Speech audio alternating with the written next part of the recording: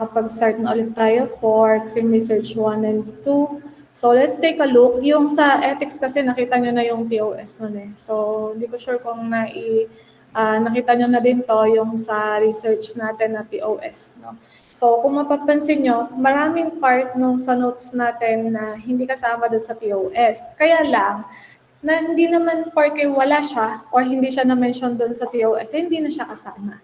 Okay, so there are topics dyan included pa rin, pero ito talaga yung highlight. Ito yung dapat na focus ng discussion pagdating sa CRIM Research 1 and 2. Diba, tinuruan kayo about the hypothesis, yung mga validity, reliability, and all. Meron na mention sa inyo dati, mga phenomenological studies, case studies, diba? So yun po yung coverage ng CRIM Research 1 and 2. And kung mapapansin nyo, dun sa questions, ito yung total of questions, yung 20, yung sa taas, yung tabi ng 4%. So, yan yung possible questions na lalabas pagdating sa board exam. Ito rin yung basis doon sa exam po ninyo. No? Sa paggawa ng exam, department natin, kung ano yung sinusundan na TOS or percentage ng PRC, doon din tayo naka-align. So, may mga subject kasi dito tulad ng sa criminology na area. Hindi lahat yon 20 questions. Hindi siya equally divided to 20 questions kasi marami tayong subjects tama ba? So kung i-divide natin siya into 20 questions, sobra-sobra na siya sa 100. Kaya kung mapapansin nyo, sa research 20 yung questions na lalabas na pwedeng lumabas. Yung sa intro naman, meron siyang 10 na questions na pwedeng lumabas. Pero accordingly, dun sa mga, nung panahon kasi namin, wala pang TOS. So, para kami nakikipag-patent pero hindi mo alam kung ano ilalabas. Wala kang pointers to review. So, lahat talaga kailangan mong aralin, kailangan mong basahin. Pero, nung nag-start kasi itong POS na to, sabi nung mga nagte-take ng board exam, syempre hindi naman nila talagang binibilang, pero majority daw sa CRIM na area, lumalabas talaga marami is yung sa research. No? And ano yung mga question na lumalabas? Ma'am, ang hahaba po karamihan po doon yung about sa research design, yung sa mga hypothesis, theoretical framework, yung sa conceptual framework, and also yung sa ethical consideration. Yun yung mga narinig ko na. No, tapos sinasabi nila, madalas daw na question doon applying. O, halimbawa, ganito yung klase ng study, ano yung applicable na method, ano yung applicable na research design. Ganun daw yung mga questions pagdating sa CRIM Research 1 and 2. Kaya kailangan, hindi mo lang dapat alam yung hypothesis, kasi kabisado na natin yun di ba? Alam na natin definition ng hypothesis, alam na natin yung definition ng research design, ito yung blueprint, di ba? Paulit-ulit, ito yung blueprint ng study, yung mga theoretical framework, those are the theories, di ba?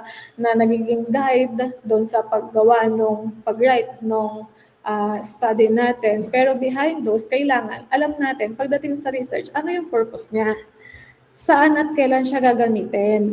Diba? Kasi social science tayo So marami tayong phenomena, maraming mga events na pwede nating pag-aralan. Sa bawat phenomena na yan, magkakaiba din yung method, methodology, o kaya naman yung research design na pwede nating gamitin. So kailangan alam din natin kung saan siya i-apply.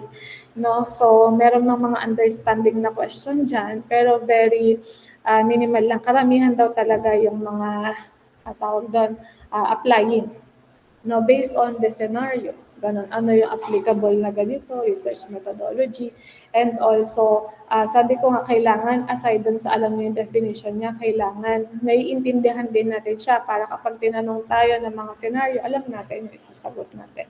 Okay, so, dinivide ko na siya into parts, yung presentation natin, no, para makita talaga natin. Kasi sabi ko nga kanina, yung sa research kasi ang haba. No, meron tayong chapter 1 to 5. Yung sa seminar nga, webinar nga ng research, tumatagal yan na maghapon, hindi pa natatapos di ba? Paano pa kaya yung ilang oras natin pagkakasyahin? So, sabi ko, para hindi na tayo mag-waste ng time, dinivide ko na siya, and then focus tayo kung ano talaga yung mga included dun sa TOS. Okay, so first, sa TOS natin, we have here the research methodology. So we have descriptive, correlation, phenomenological, and yung mga case study. When we say research methodology kasi, it refers our overall plan Paano ba natin i-execute? Paano ba natin ikakonduct yung study? Yun yung tinatawag nating research methodology.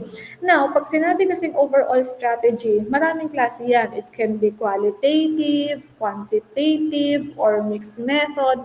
Yun po yung research methodology. Yung research methodology na yan, it covers your research design, your theoretical framework, your hypothesis, it covers everything.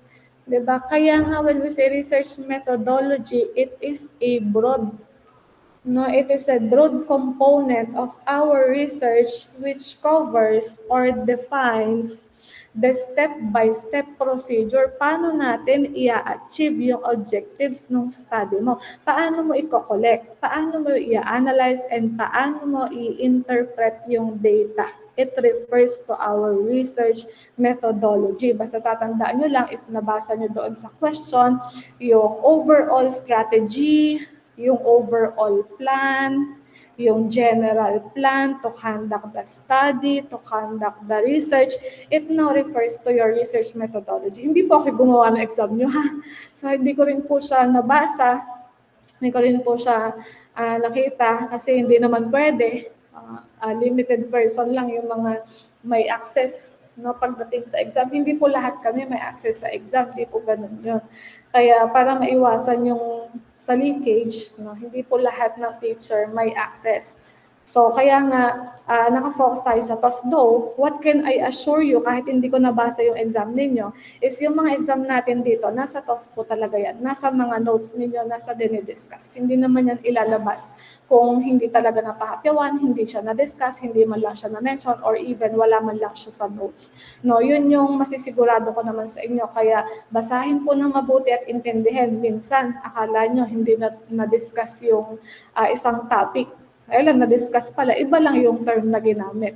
No, it really happens, lalo na sa POA. Hindi naman po kasi pwede na kung ano yung nilagay ko dito sa PowerPoint, yun din yung definition na ilalagay doon sa exam. Remembering lang po yun. Di ba kapag in toto, nakita nyo naman doon sa TOS natin kanina, wala namang remembering doon eh. Di ba pag sinabing remembering, yung definition, gano'n lang siya, yung basic na identification ng term na yun lang yung alam mo. Paano mo masasagot yung applying kung doon lang sa definition, doon ka lang na-limit? So, kailangan alam mo talaga yung pasikot-sikot niya, alam mo kung paano siya i-apply, alam mo kung paano siya intindihin. Ganun po sa research and also for your other subjects, applicable din naman yan. Okay? Next. Yan, methodology versus methods. Lagi kasi natin naririnig yan eh, di ba? Ano ba yung difference? Or is there a difference between methodology or methods? The answer is yes. No, sa ibang bagay siguro wala. Pero pagdating sa lengguwahe ng research, meron po silang pagkakaiba. No, when we say research methodology, na-mention nga natin kanina, it refers to your overall strategy. No, yan yung pinaka-framework mo. Paano ka magko-collect ng data? Yan yung plano mo. Diba? Halimbawa, ikaw, meron kang plano sa buhay mo. By next year, meron kang mga target objectives. By next year, magpapakasal na ako. By next year, kailangan meron na akong 5 anak. Ganon. So, it refers to your overall plan kung paano mo siya i-execute. That is methodology. Pag sinabi nating methods, it refers to specific techniques kung paano mo siya ngayon gagawin, kung paano mo siya ngayon i-execute. Okay, so under na ng research methods, yung tinatawag nating data gathering, ayan, kasama na dyan yan, pag-process, pag-compute nung ginawa nyo dati, percentage, frequency, distribution, weighted mean, lahat na yun, parts na siya ng methods na tinatawag. Pero yung methodology, it refers to your overall plan. Ano yung plano mo? Magka-quali ka ba? Magka-quanti ka ba? But most of us, all of us pala, kasi wala naman ako nabalitaan na nag-quali dati, di ba? Lahat tayo quanti. So kapag quanti, paano mo i-execute yung study mo? Ganito, magagawa ko ng questionnaire, magpapacheck ako sa advisor, i-check ko yung validity and reliability ng questionnaire ko. Yung mga activities na yon, yung mga specific methods na yon, it refers now to research methods. Pero lahat yon kapag kasama yung research design, yung mga frameworks natin kung paano natin ikakandak yung overall study, it refers now to your research methodology. Ayan. Question. This type of research design focuses on the present condition and aims to find new truth. Okay, so I'm seeing thumbs up. May sumagot ng Charlie. May sumagot ng Delta. Ay, bakit? Napatanong. Pero ang correct answer po for this one is bravo. Yes, thumbs up dapat. Descriptive research. Bakit po siya descriptive research? Because it focuses on present conditions. Diba? Kaya po siya tinawag na descriptive kasi dinidescribe mo yung existing event or phenomena. Okay, that is descriptive. Di ba, narinig niyo ba nung nagda-defense kayo? Halos lahat naman sa inyo descriptive eh. Di ba, wala naman sa inyong nag-conduct ng historical, wala sa inyong nag-conduct ng study o kaya experimental. Lahat kayo descriptive. Ano yung sinasabi ninyo? O pag tinanong kayo ng panel, pag tinanong kayo ng chairman, bakit descriptive yung research nyo? Kasi po, present condition, current condition. Di ba, ano pa yung tinuturo namin sa inyo before? Kapag gagawa ka ng problem and descriptive, yung research design na meron ka, kailangan currently existing. Nangyayari talaga siya currently, nangyayari siya at present. O halimbawa, ano yung mga problem na pwede mong i-propose kapag descriptive research design yung gagamitin mo? Ano ba yung meron tayo ngayon? Corruption, ano yung mga current issues natin ngayon sa society natin? Yung tawag doon, yung violence, school violence, di ba? Bakit ba nag-e-exist yung school violence na yan? Bakit parang dumadami sila? Diba? Kasi dati pa ilan-ilan lang yan. Actually, wala nga dating school shooting na, mass shooting na nangyayari eh. Diba? Meron dati, nung panahon natin, nung mga high school tayo, mga bullying, ganyan, aabangan kita sa labas. Yung mga ganun, tapos dala-dala mo yung barkada mong mukhang sanggano. Diba, ganun lang tayo before eh. Pero how come ngayon, umabot na sila sa point na nagbabarilan, nagpapatayan. Bakit ganito na ba yung behavior ng mga juvenile natin, ng mga minor de edad, ng mga high school students natin? That is an example of descriptive research. If you want to uncover bakit siya nag-exist, paano siya nag-exist, di ba? Ano ba yung status ng mga high school natin ngayon? Ano yung status ng tawag doon, yung ini-implement nilang security protocols, bakit at paano nakakalusot yung mga baril, yung mga weapons sa loob ng eskwelahan. That is an example of descriptive research. Effective ba yung mga gwardiya? Effective ba yung implementation ng RA 9344? Meron ba yung epekto sa mindset ng mga kabataan ngayon? Meron ba yung influence kung bakit malakas yung loob nilang gumawa ng krimen? That is descriptive kasi currently happening talaga siya. Diba? Kaya nga dati, if you remember, yung mga nagpo-propose, may mga kaklase kayo dati na nagpo-propose ng title about COVID. Wala naman ng COVID nung panahon ninyo. Hindi na siya descriptive. Magiging part na siya ng historical. Kasi pag sinabi mo historical, nakafocus ka naman sa mga past events, previous events. Diba? So, ano yung implication niya at present? Ano yung mga lessons na natutunan natin dun sa mga nangyari in the past? That is an example of historical research. Halimbawa, gusto mong pag-aralan yung existence ng martial law during the Marcos regime, Marcos Sr. regime. Diba? Kasi ngayon, at present, wala naman tayong martial law eh. Although Marcos pa rin tayo ngayon, pero si Marcos Sr. na yan. Diba? So kung gusto mo pag-aralan yung war on drugs, descriptive pa ba yun? Present pa ba yung war on drugs? The answer is no. So yung war on drugs, yung COVID-19 pandemic, martial law, those are part of our history. No? Kaya magiging historical research na yan siya. Kaya nga usually kapag historical research, ang source mo dyan yung mga documents before, yung mga news article na binalita dati, mga dyaryo, mga libro, yung mga published na resources natin sa historical. Kung may mga matatanda na pwedeng magkwento sa'yo, so pwede rin sila maging source mo. Pero kapag descriptive, kailangan at present. Kailangan na observe siya currently and in reality. When we say case study naman kasi, it focuses on the combination. No, ito naman yung combination, past, present, and also yung future. So yung case study kasi, although maganda siya, no, yung case study, qualitative po ito usually. Okay? Wala pa akong nakitang case study na nag-quanti. Pag sinabi kasi natin case study, pag-aaralan mo, ano yung kaso niya? Ano yung mga experiences niya na limited sa kanya lang. Halimbawa, yung experiences ng isang experiences ng isang battered wife. Yan. So, yung experience ba niya common? The answer is no. No, and also sa case study, kailangan mo mag-conduct ng in-depth interview. Okay? Kasi ano ba ginagawa natin sa descriptive? Ano ba yung ginawa nyo nung nag-interview ba kayo? Nag-interview kayo, pre-interview lang. Diba? Hindi siya talaga yung in-interview nyo, sinulat nyo, sinama nyo sa questionnaire nyo, sinama nyo siya sa chapter 4, present nyo, analysis and all. Hindi eh. Diba? Kasi nga lahat tayo noon nag-quanti. O ano yung ginawa nyo sa mga respondents nyo nung nag-data gathering kayo? Meron kayong questionnaire, inabot nyo sa mga respondents na sinagutan, and then pre-process nyo yung data.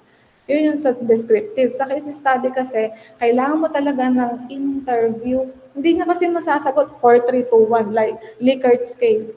Hindi niya strongly agree. Hindi ganun eh. Hindi masasagot ng Likert scale yung experiences ng isang tao.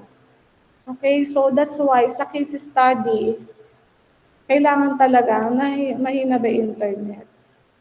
Sa case study, kailangan talagang mag-conduct ng interview. Yung mga focus group, kasi ganyan. Kasi kailangan nakafocus siya sa iisang case lang. Kaya po siya tinawag na case study. Although sabi ko nga, pwede naman siyang i-allow sa undergrad, kaya lang medyo rigorous kasi yan. No, kasi sa descriptive, yung present condition lang. Diba? Yung present event lang yung iimbestigahan mo. Sa case study kasi, combination of the past, present, and the future. Halimbawa, pag-aaralan mo yung isang juvenile na nakagawa ng isang CICL na lang.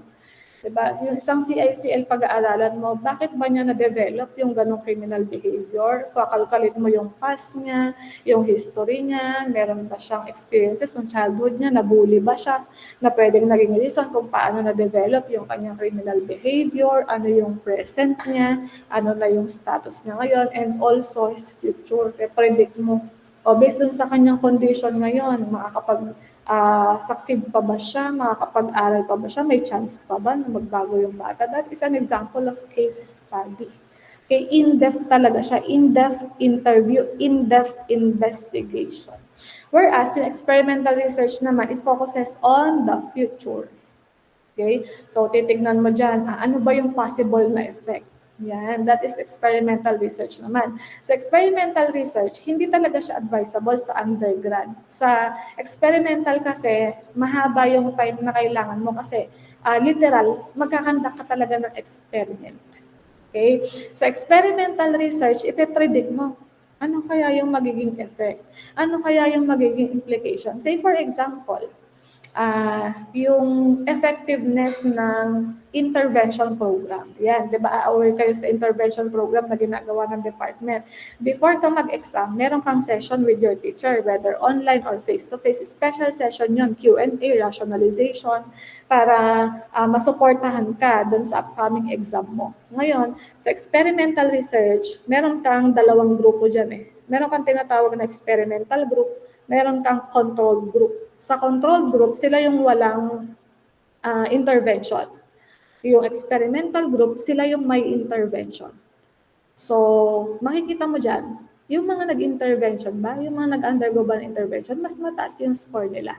kaysa yung mga students na hindi nag-undergo ng intervention program. That is an experimental research. Yung experimental, although ang knowledge kasi natin dyan, usually man ginagawa sa mga laboratory, possible. Diba? Yung mga development ng medicine, diba? Nagkakandak sila ng mga experiment. Pero sabi ko nga, since societal science tayo, applicable naman sa atin yan, experiment ng mga laws, policy, ng mga program, effective ba siya or hindi. Doon naman natin ginagamit yung experimental research para makapag-design tayo ng mga program na mas applicable pa or mas magiging effective pa in the future.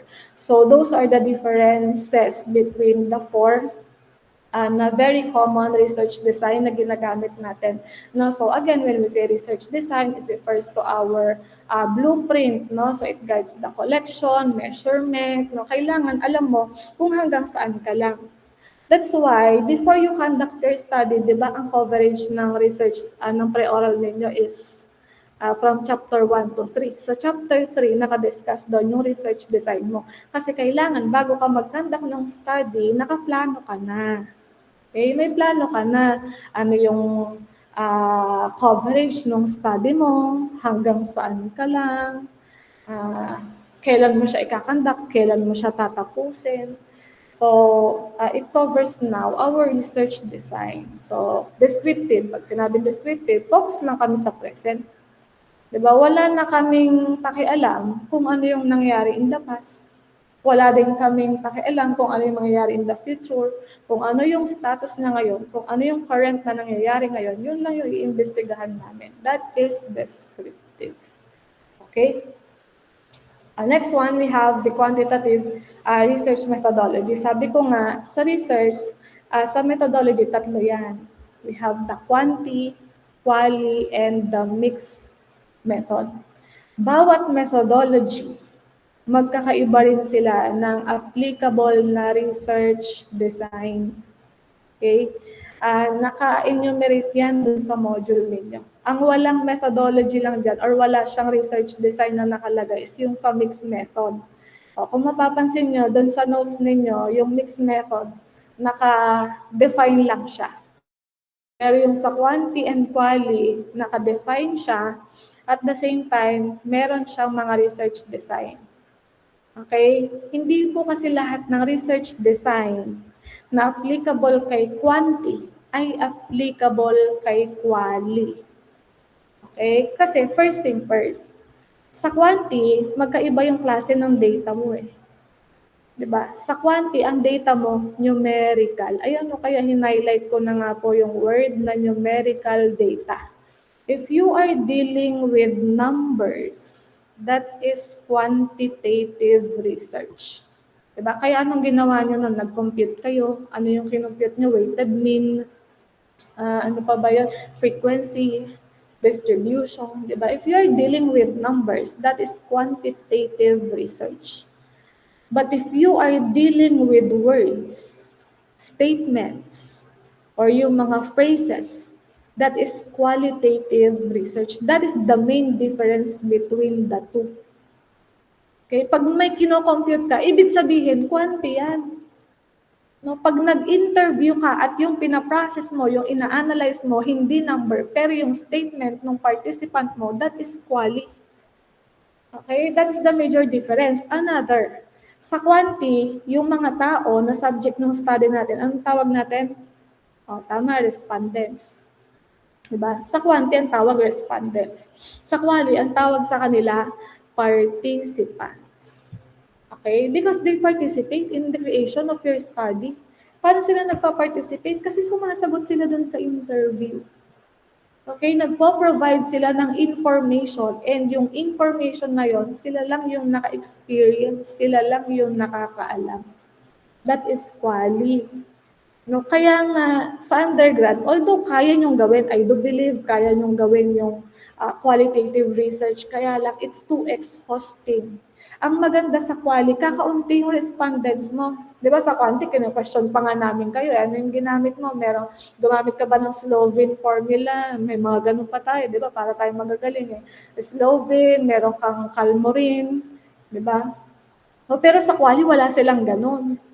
Wala silang numbers. It doesn't matter kahit nga lilima yung respondent mo, pwedeng research yan eh. Yun yung isang advantage ng quali. Kahit 3, 5 yung respondents mo, pwede yan.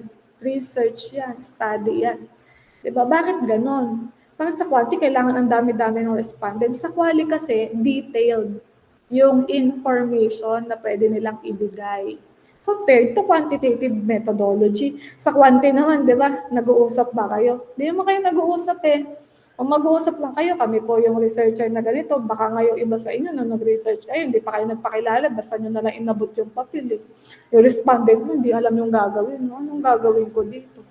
Diba? O tas bigla na lang siya, ay, sir, i-check nyo lang po yung ganito, 444, gano'n. O kaya yung respondent mo, sinagutan lahat 444. Kaya lahat na lumabas dun sa study mo, strongly agree. O diba kasi hindi naman ipaliwanag. Kumbaga, sa quanti kasi, very limited yung information na pwede nilang i-provide. Unlike sa quali. Sa quali, very rich yung kanilang information. Kasi interview yun eh. No? Tatanungin mo talaga siya ano yung ganito, ano yung experiences niya. Kaya lang, you have to be very careful. Sa quanti kasi, sasagot lang yan, checklist. Di ba? Ang dali lang mag-check.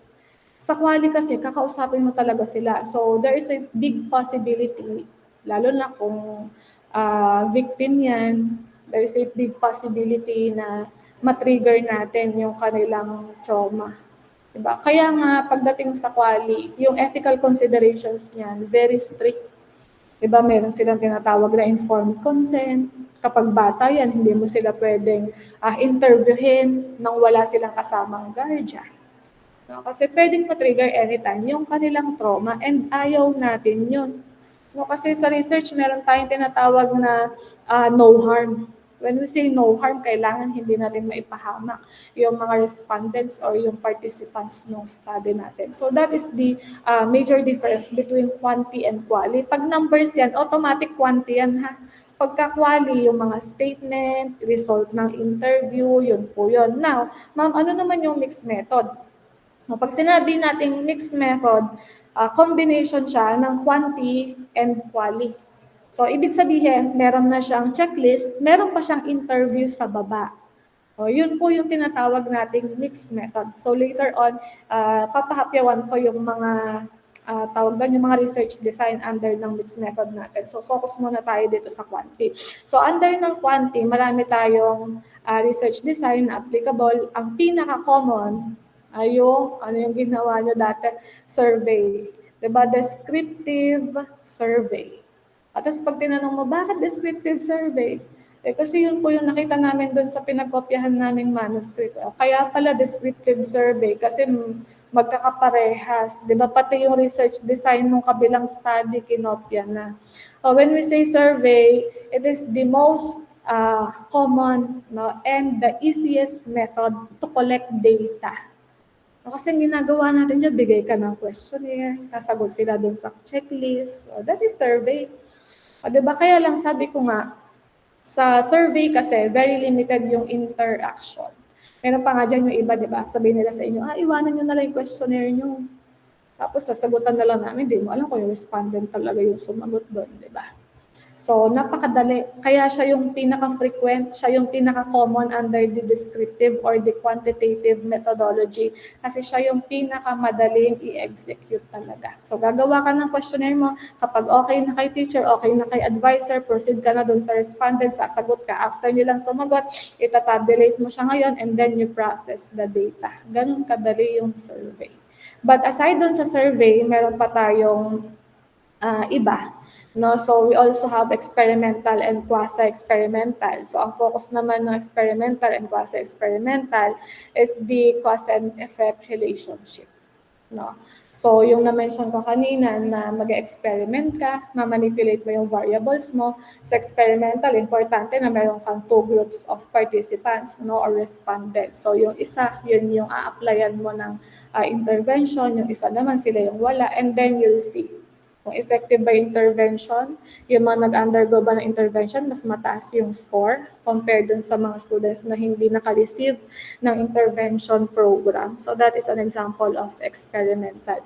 And next one, we also have cross-sectional. So it studies one group at one point in time. So yung cross-sectional, it provides naman a quick snapshot. Okay, quick snapshot of the phenomena being studied.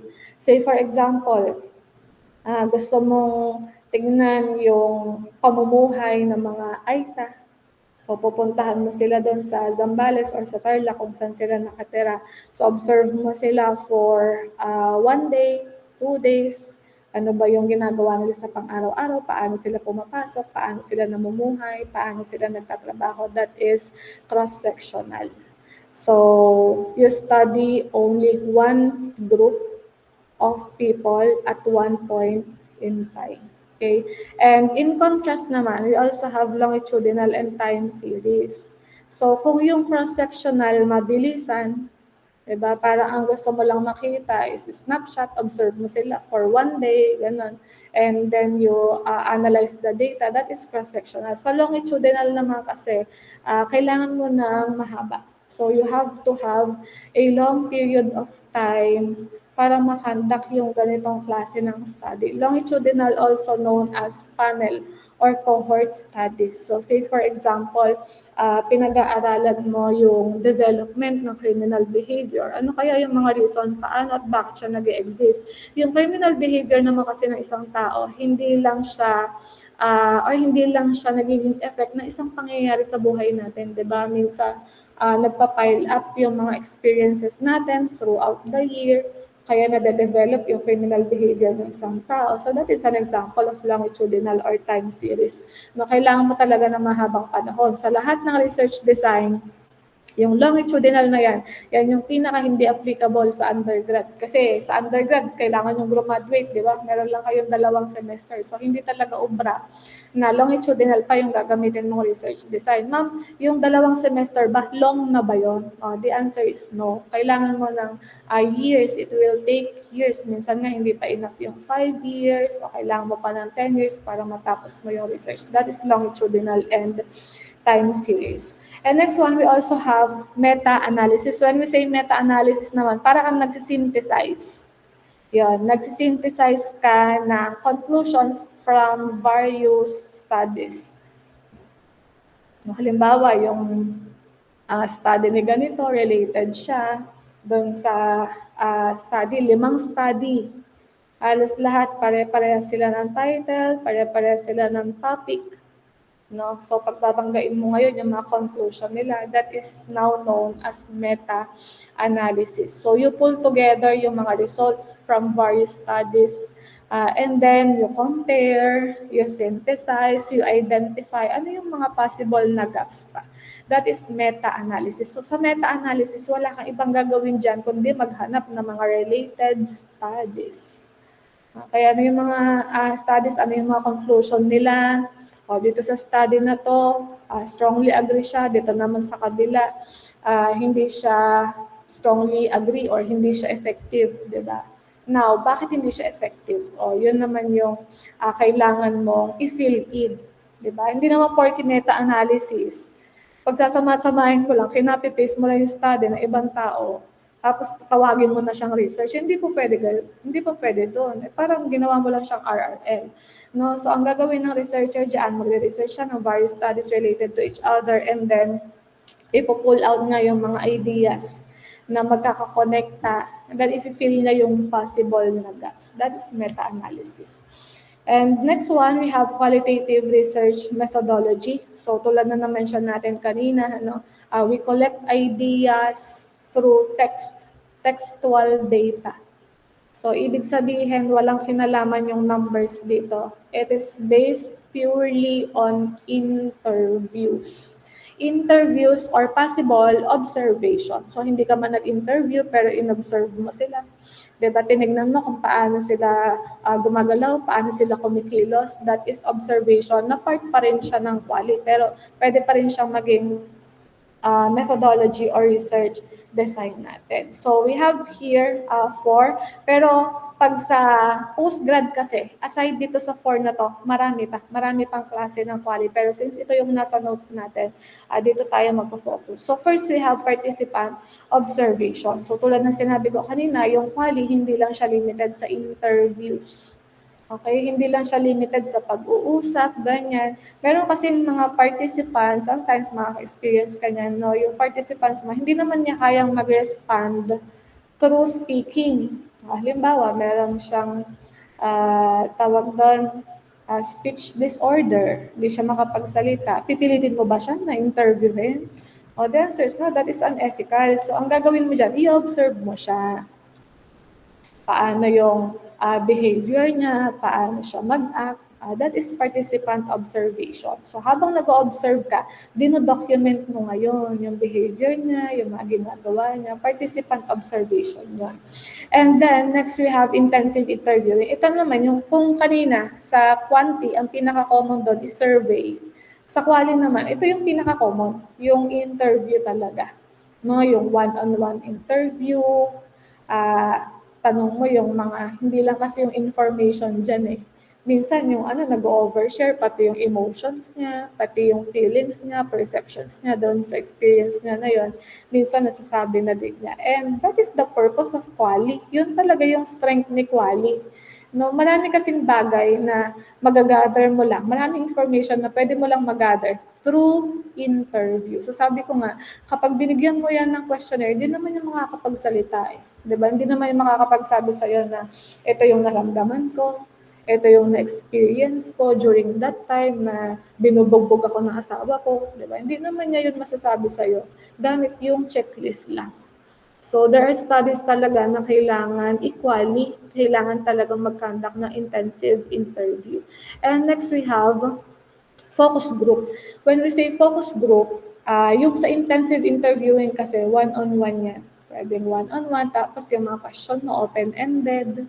Diba? Para siyang nagkukwento, paano niya yung experience. Yung focus group naman kasi grupo talaga sila. So sabay-sabay mo silang i-interviewin. Kaya lang, ang disadvantage kasi ng focus group, kapag ka narinig ng isang participant yung sagot nung kapwa niya participant, maaaring maka-apekto yun dun sa isasagot niya sa'yo. So, di ba? Kaya nga sa interrogation, di ba pinaghihiwalay natin yung mga suspect? Kasi pwedeng maka-apekto talaga yung sagot ng kasama niya dun sa sasabihin niya kay police officer. Ganon din siya sa research. Although may mga kasi talaga na may mga participants na kailangan nakagrupo talaga sila. Most especially, sabi ko ngayon, naka-experience ng extreme na trauma. Diba? Meron pa silang PTSD and all. Hindi mo naman sila pwedeng interviewin na mag-isa ka lang. So, kung kailangan nila ng guidance, ganyan. So, pwedeng nakagrupo talaga. Ang maganda sa focus group kasi, hindi ka na mag-extend ng oras na mag-interview isa-isa. No, kasi lahat ng questions mo, pwede mo nang maitanong sa kanila simultaneously. And next one, we have case studies and life history. So, na-mention na din natin kanina when we say case studies, yung mga in-depth na interview, pag-aaralan mo, ano yung past niya, present, and also the future. Now, na-mention natin kanina, isang research design is participant observation. So, participant observation, meron siyang, isi-send ko na lang sa inyo yung yung copy ng, yung PDF nito para hindi siya, para mabalikan nyo yung mga nag-overlap na mga text. Kasi sa akin din nag-overlap din eh. Pero dun sa file ko naman, hindi naman siya overlapping. Dito lang na in-upload ko siya sa Google, sa Drive. So, parang mabalikan nyo na lang. Okay? And sabi niya dyan, meron tayo iba't ibang klase ng participant observation. So, we have 4. No? So, first, we have complete observer. When we say complete participant, when we say complete participant, yung nasa dulo, nandito sa pang-4. When we say complete participant, the researcher, he becomes a full member of the group and actively participates. Okay, so halimbawa, meron kang mga inoobserbahan, merong mga bata, o kaya naman yung mga babae na biktima ng domestic violence. No? So may grupo yan. Ang gagawin ni researcher, makikijoin siya. doon sa grupo nila na yun. Kung ano yung ginagawa ng mga babae, yun din yung gagawin ng researcher. Kung ano yung activity ng mga participant, gagawin din siya ni researcher. That is complete participant. Okay? And sa complete participant na yan, hindi aware. Okay? Hindi aware yung mga kasama mo sa grupo na inobserbahan mo pala sila. Kasi nga parang nagko-camouflage ka eh. So parang nagpapanggap ka na kapwa ka rin nila victim ng domestic violence. So that is complete participant. So depende yan. Depende dun sa situation, depende dun sa respondents na meron ka, and depende doon sa time na pwede mong i-allot doon sa data gathering mo. No? So pwede kang mag-complete participant, pwede rin namang participant as observer. Pag sinabi namang participant as observer, hindi ka sumasali. No? Or very minimal lang yung participation mo doon sa activity nila, unlike yung sa complete participant. Sa complete participant talagang kiniklaim mo na participant ka ng activity, diba? Tapos yung mga kasama mo, hindi nila alam na researcher ka pala. That is complete participant. Sa participant as observer naman, minimal yung involvement mo doon sa activities. And at the same time, yung mga kasama mo sa grupo, aware sila. Aware sila na inoobserbahan mo sila and aware sila na researcher ka. That is participant as observer. Kapag naman observer as participant, so yun nasa upper right, no, yung observer, he has only limited interaction with participants. So very limited yung interaction. So parang short lang yung tawag doon, yung time niya to participate. Short lang yung time niya to conduct interviews, makisalamuha doon sa mga participants niya. That is observer as participant. And lastly, yung complete observer naman, ito talaga yung pinakamalayo, yung pinaka-detach. Pinaka-detach yung researcher from his participants. So, tinitingnan mo lang sila, in-observe mo lang sila through a distance. No, parang nasa isang room sila, tapos ikaw nasa observation room ka lang. Tinitingnan mo ano yung mga ginagawa nila, ano yung mga reactions nila. No? So that is complete observer. So ang maganda kasi dito, hindi mo na i-influensyahan yung behavior ng participants mo kasi there are some na kapag alam nila na inoobserbahan sila, parang medyo nagiging conscious, diba? Parang hindi sila normal na mag-act, hindi sila normal na mag-behave. So you can choose doon sa 4, no, kung ano applicable sa'yo. Kung okay naman doon sa mga respondents mo na complete observer ka lang, kung okay din sa kanila na complete participant ka, then might as well do it. So ang mahalaga dyan is kung papaano mo tawag doon kung paano mo i-gather yung data, and at the same time, kailangan i-maintain mo yung ethical standards natin pagdating sa research. So kung ayaw talaga nilang makipag-participate sa study mo, wala tayong magagawa. Hindi natin sila pwedeng pilitin. Okay, next. Ito na yung sinasabi ko kanina, yung mixed method research. So, na-discuss natin yung quanti, quali, yung quanti sa numbers, yung qualitative naman sa mga statements, interviews. Yung mixed method naman, meron siyang checklist, meron siyang numbers, meron din siyang statements. So, ganun po yung mixed method. No? And sa mixed method, meron siyang research design, yung pinaka-common dyan, 3. So they do have exploratory sequential, explanatory sequential, and yung convergent. So marami yan. Yung mixed method kasi hindi talaga siya ginagawa sa undergrad. No? Usually ginagawa siya ng mga expert na sa research kasi mahirap mag-process ng data na magkaiba. Diba? Yung numbers nga lang, ang hirap na lang i-process, ang hirap na lang i-analyze, sasamahan mo pa ng statement. So pinagbabangga kasi nila yon. Pinagbabangga nila, proper ba tong, tama ba tong sinabi niya based doon sa interview? Tama ba yung weighted mean niya based doon sa mga sinabi niya during your interview with the participants? So nagtutugma ba silang dalawa? Accurate ba? Proportionate ba yung data mo? Yung result ni quanti and quali, pagbabanggain nila yun. Kaya po siya tinawag na mixed method research. Now, if you have your enough time, you have ample time, no, marami kang time para mag-conduct ng study, then you may conduct mixed method kasi matrabaho talaga siya. Aside sa pasasagutin mo na sila ng questionnaire, i-interviewin mo pa. And parang aside doon sa time consuming siya, doon sa end ni researcher, time consuming din siya sa end ni respondent. No, kasi talagang i-interview mo pa siya, pasasagutin mo pa siya ng question. Bihira yung mga respondent na mahaba yung time para makipag-participate lang sa research. So that is mixed method. And next, descriptive research designs. In criminology nga, yung pinaka-common natin na ginagawa is descriptive survey. Yung it studies the present conditions, di ba?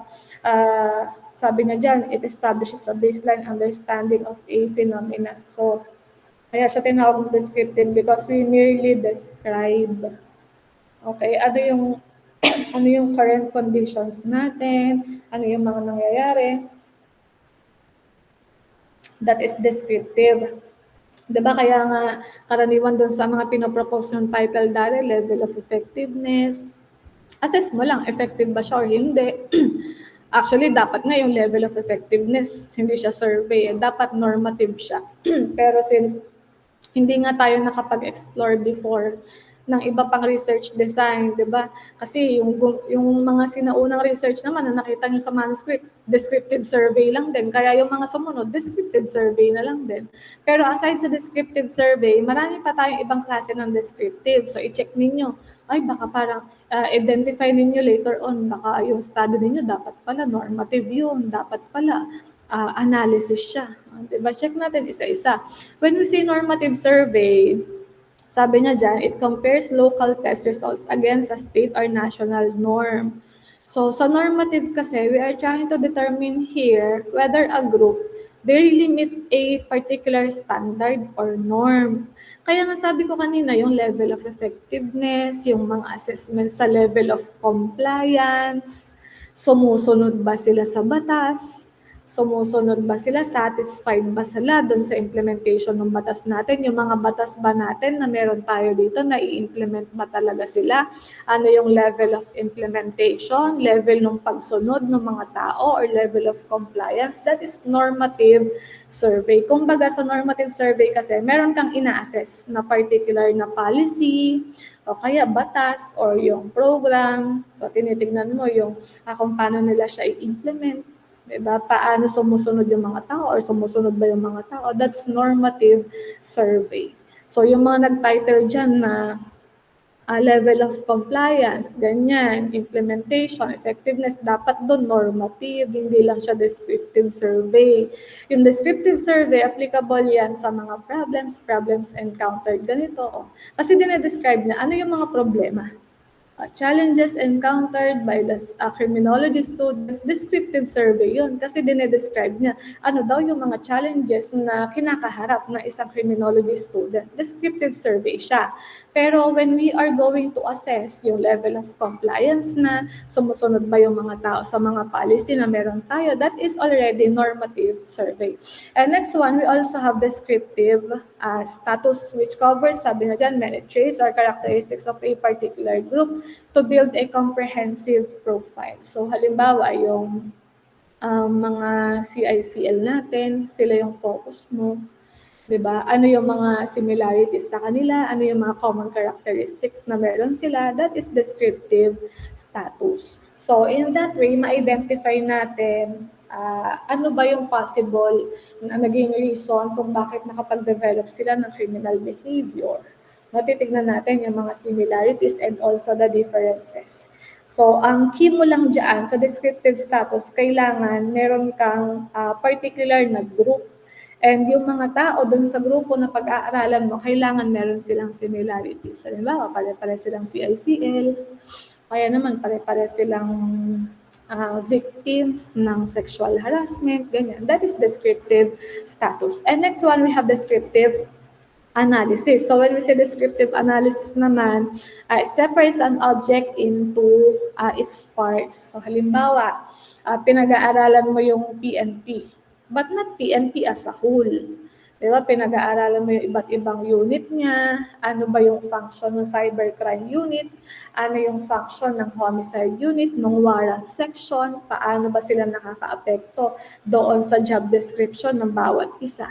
Paano sila nakakaapekto doon sa job satisfaction ng mga police officers. Or yung mga unit na yan, paano sila nag-i-interact within the organization. So that is descriptive analysis. So yung isang buong sistema, dinidivide natin siya into parts and then yung mga parts na yun, pinag-aaralan natin siya bawat isa. So that is descriptive analysis. Although yung sa analysis kasi walang gumawa sa atin, no? Kasi lagi namin sinasabi sa inyo dati, oh, you must be specific, you must be ganito, na tama rin naman. No? So if you want to conduct descriptive analysis, it will take time. No? So medyo mahabang time yung kailangan mo para matapos mo yan. Okay? Question? So Mia wishes to conduct a study on the effectiveness of teaching using traditional methods or face-to-face and blended learning, which includes modules and online teaching to criminology students.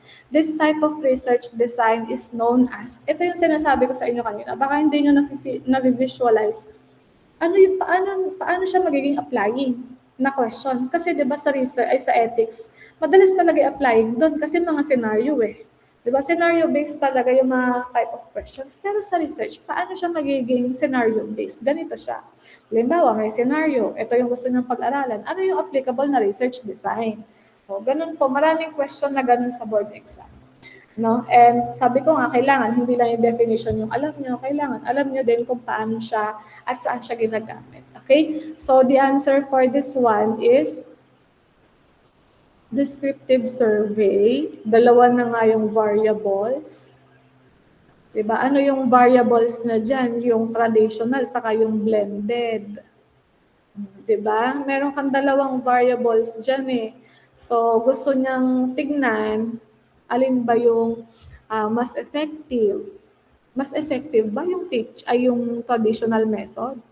'Di ba ngayon meron tayong parallel class, ganyan, meron tayong blended learning, merong combination ng online saka ng face-to-face. So ano ba yung mas effective sa mga klase ng student na meron tayo ngayon? Is it face-to-face or online or blended? Kapag meron na siyang multiple variables, that is already descriptive comparative. Okay, so correct. No? So that is delta, descriptive comparative. Kasi pinagkuhan niya yung level of effectiveness. O, alin kaya sa dalawa na to yung mas effective?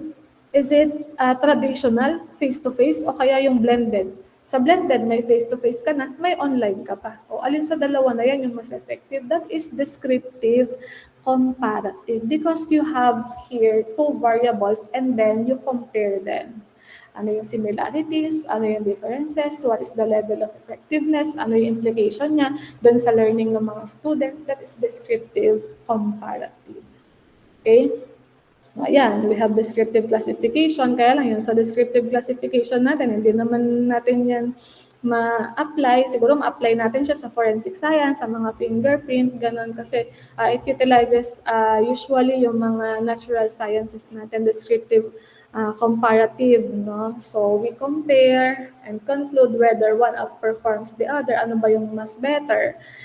Ano yung mas magandang i-implement? Traditional teaching ba? Or yung blended learning? That is descriptive comparative. When we say descriptive evaluative naman, ina-assess natin, no, kung paano nagpe-perform yung mga program, yung mga policy, ano yung mga strength, ano yung mga weakness niya.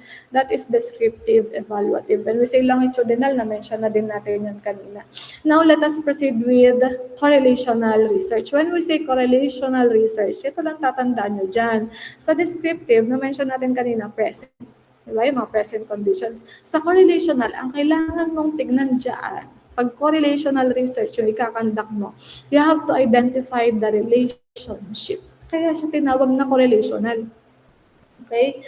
So, ibig sabihin, matik yan. Sa correlational, meron kang dapat dalawang variables. Okay? Kasi titingnan natin, magkakonekta ba sila? Related ba sila with each other? Minsan sa hindi labas yung word na relationship, diba? ang lumalabas na word doon is connected. Ayun. Connected pa din yun.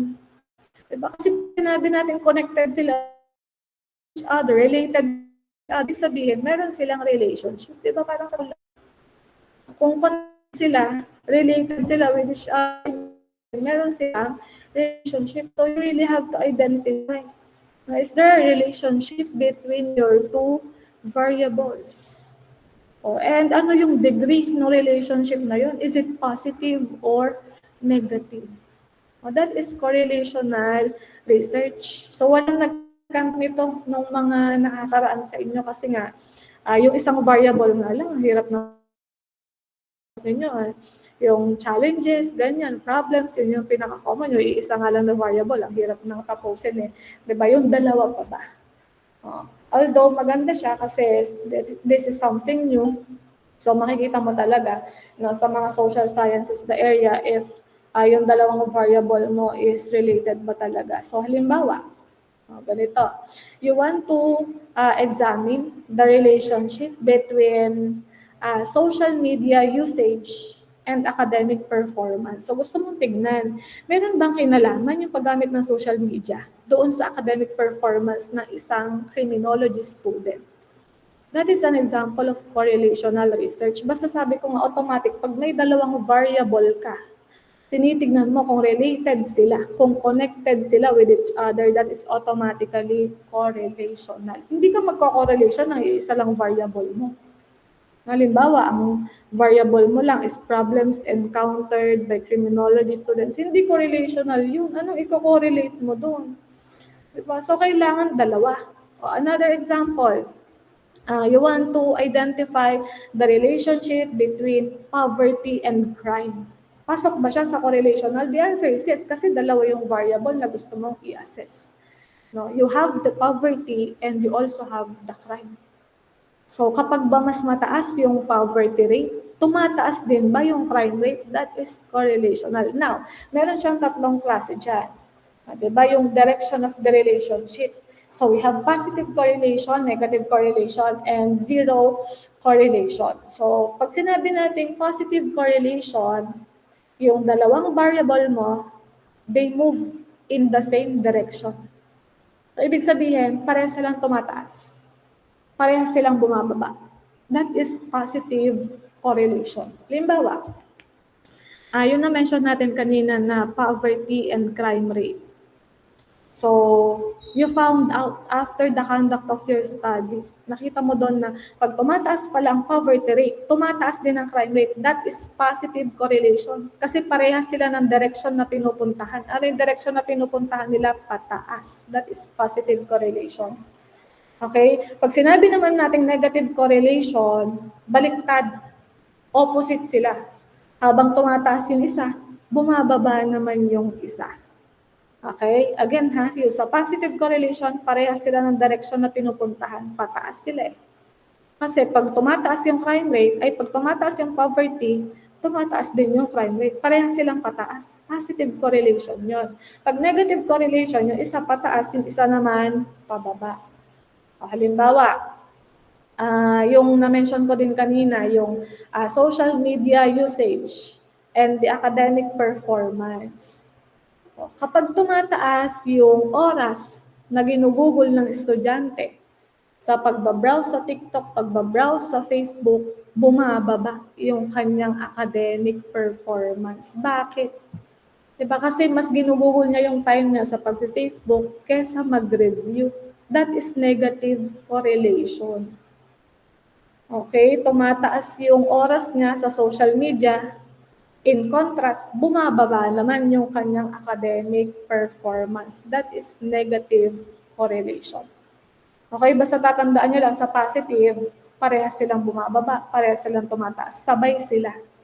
Sabay silang bumababa, sabay silang tumataas. That is positive correlation. Sa negative, opposite direction. Yung isa tumataas, yung isa naman bumababa. Sa no correlation naman, so walang significant relationship yung dalawa. Hindi natin sila makitaan ng direction. So it's neither tumataas, it's neither bumababa. Walang relationship. Halimbawa, tinitingnan mo, in-examine mo yung size ng paa ng tao sa intelligence niya. Meron bang relationship yung size ng paa niya sa intelligence ng tao? So I doubt meron, 'di ba? So you found out na hindi pala related yung size ng paa doon sa intelligence ng isang tao. That is an example of zero correlation. Ibig sabihin wala silang connection, wala silang relationship. Okay, next. We have here the data collection in correlational research. So, halos same lang din naman ng mga nauna, yung observation, pasok pa rin yan, yung survey method. Ang naiba lang yung sa archival research. Sa archival research naman kasi, para siyang content analysis. Okay, so sa archival research, tinitignan mo yung mga previous record. Yan.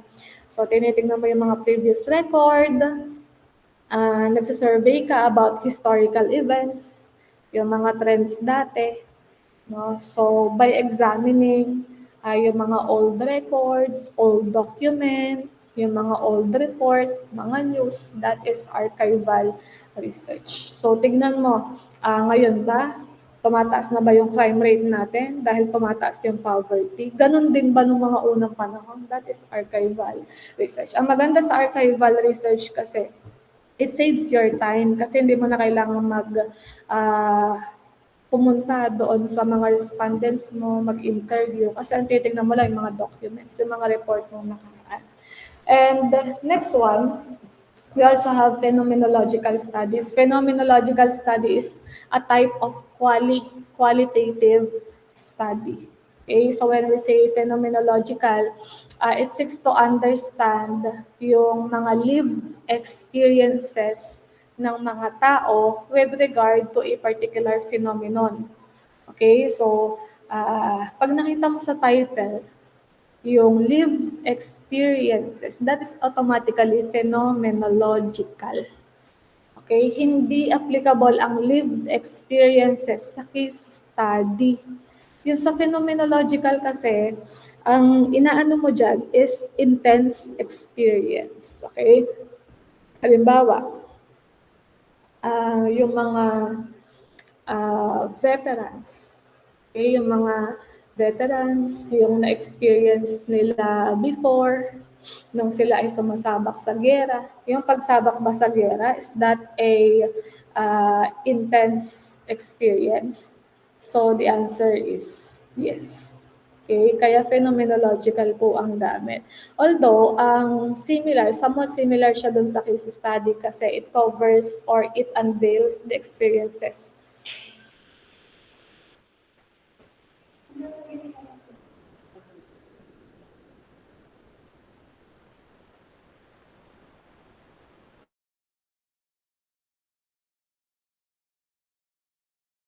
Sa pheno kasi, when we say pheno, it refers to an intense experience.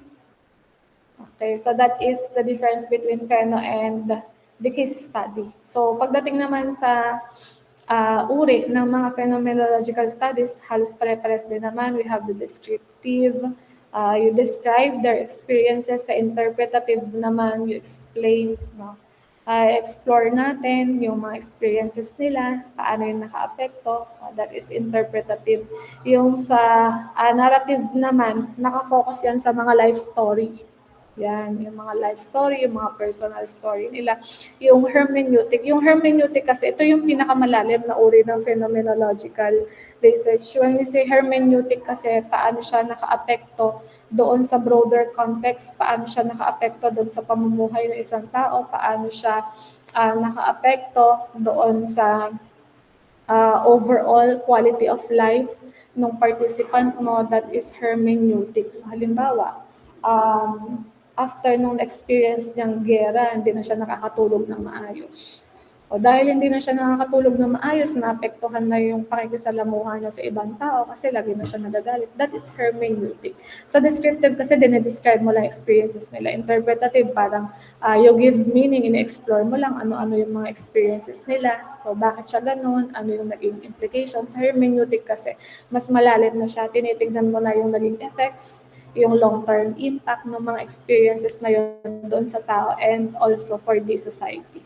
Okay, next. We also have here case study design, no? Yung Na-mention na din natin to kanina. So, discuss na lang natin yung sa 3 types, yung sa collective, descriptive, and explanatory. So, when we say collective, you compare 2 or more cases. No? So, halimbawa, merong 2 klase ng rehabilitation program, no, sa magkakaibang prison facilities. So, kinukumpara mo sila, yung similarities, differences nila, that is collective.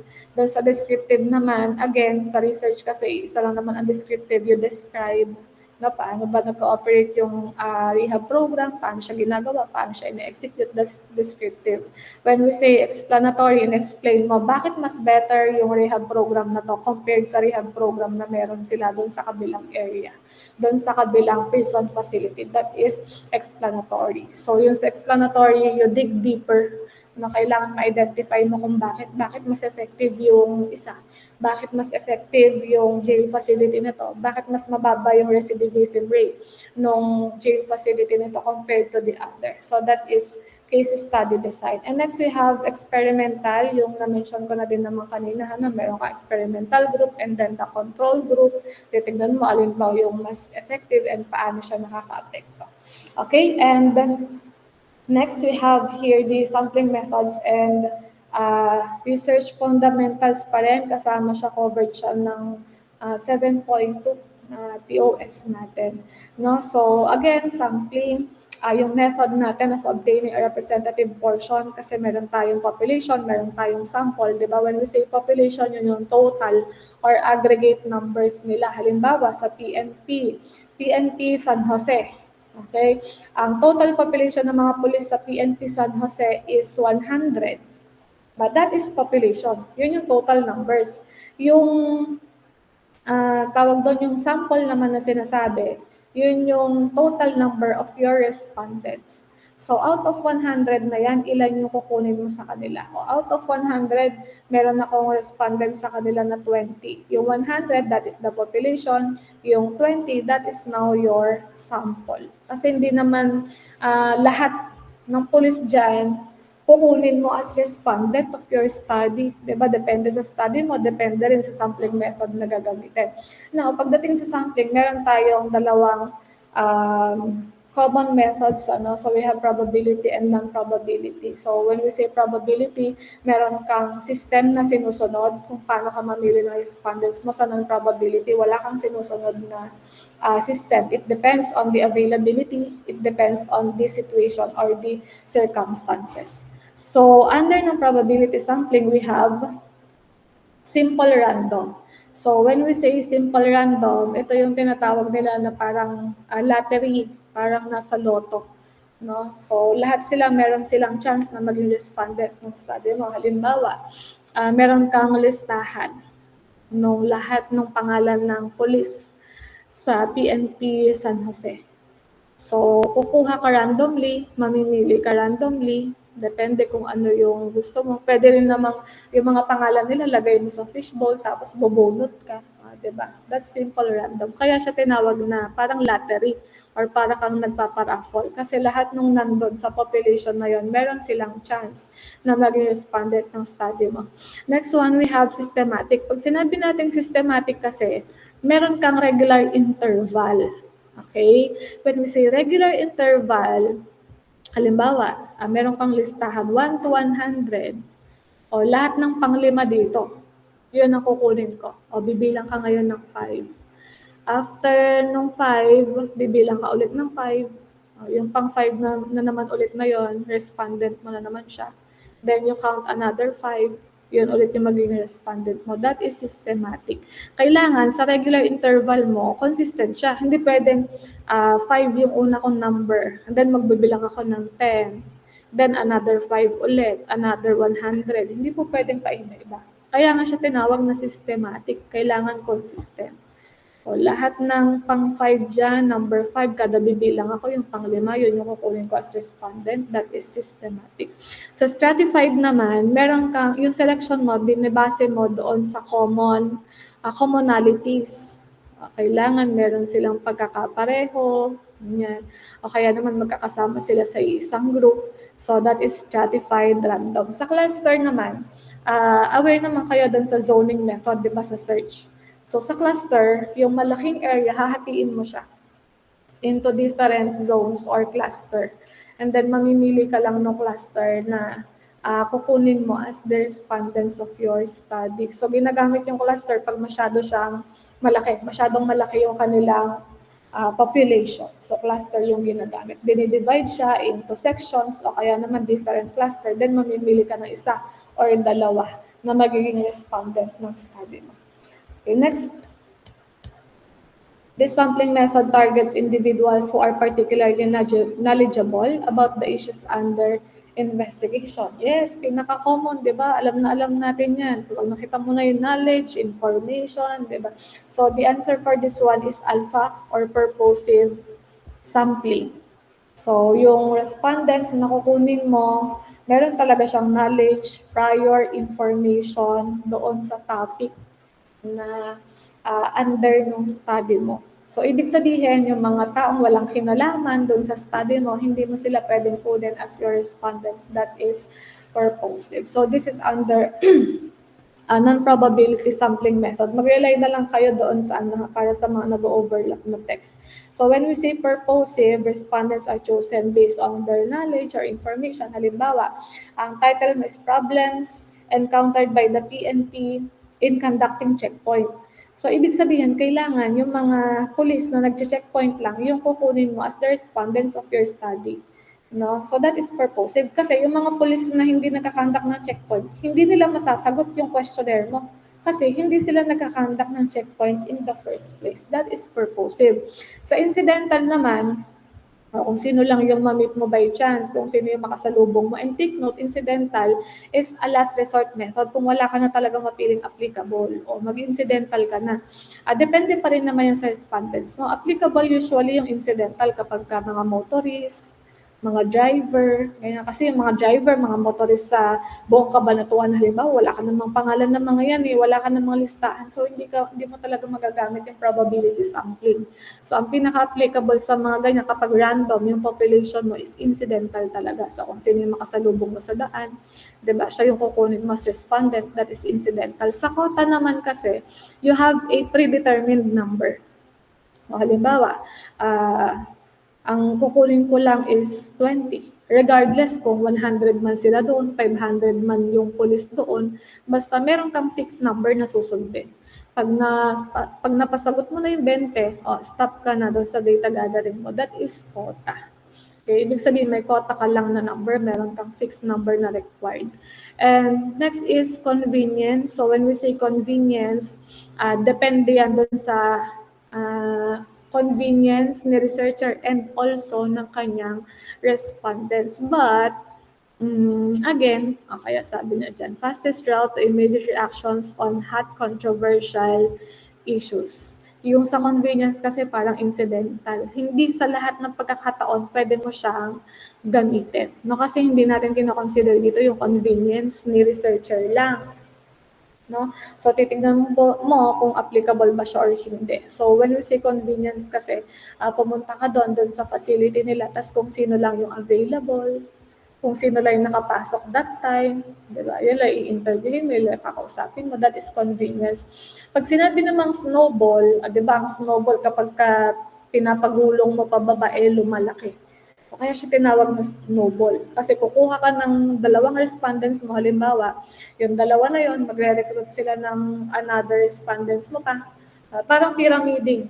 Ayan, magre-recruit hanggang sa dumami ng dumami. That is snowball. Okay, so sabi ko nga yung non-probability na yan, hindi siya all the time applicable. So depende doon sa klase ng respondents na meron ka. And let us also consider yung time. Okay, na pwede mong makonsume kasi meron dyan mga yan, nagmamadali ka na hindi na natin pwede i-consider yung probability pa kasi kailangan mo pa ng listahan. Okay, next. Question, it discovers the veracity or truthfulness of the responses. Is it validity or reliability? Dalawa lang naman yan. Validity or reliability kasi when we say usability, degree of usefulness. Is it validity or reliability? So the answer for this one is Ang dami thumbs up po. So the correct answer for this one is heart reactions. Validity. Validity po ang tamang sagot. Okay, so if the instrument measures what it intends to measure, tandaan niyo yun ha. If the instrument measures what it intends to measure, then your questionnaire is valid. Okay? So it will discover the truthfulness of the responses. That is validity. When we say reliability, it means your questionnaire, your research instrument is consistent. Okay? So magkaiba yung dalawa na yon. Tignan natin dito. So we have three. Madali lang na may usability. Diba? Yung it is the degree of usefulness or usability of your research instrument. When we say validity, it measures what it intends to measure. Kailangan yung suggested statement mo, naka-align siya dun sa problem mo. At the same time, yung measurement na gagamitin mo, naka-align siya dun sa suggested statement. Kailangan yung tatlo na yon, iisang linya lang. So if you want to measure the effectiveness, kailangan yung statements mo, it refers to effectiveness talaga, measurements of effectiveness. Diba? Kung ang title mo is about problems, kailangan yung suggested statements mo, it talks about problems. That is validity. Diba? Kaya nga sabi natin, it measures what it intends to measure. Kung gusto mong i-measure ang effectiveness, kailangan yung suggested statements mo, it talks about the level of effectiveness. Hindi pwedeng magkaiba.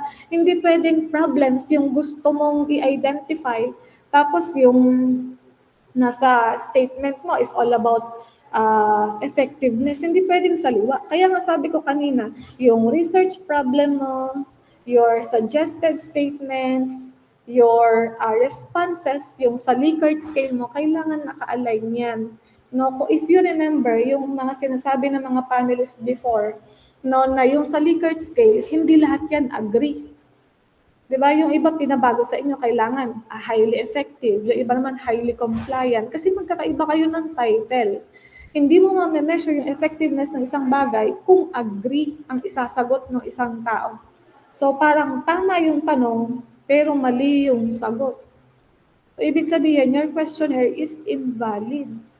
Kung level of effectiveness yan, kailangan yung Likert scale mo, it talks about level of effectiveness. Kailangan yung verbal interpretation mo doon, is it effective, highly effective, or not effective? That is validity. It must measure what it intends to measure. Kailangan i-measure niya kung ano talaga yung gusto mong i-assess, i-identify niya kung ano talaga yung gusto mong i-identify sa study mo. Hindi pwedeng magkakaiba. That is validity. Now, in terms of reliability, kailangan dyan, yung instrument mo, it must be consistent. When we say consistent, hindi nag-iiba-iba yung resulta. Okay? So, kailangan kahit magkakaiba, yung respondents na pasagutin mo.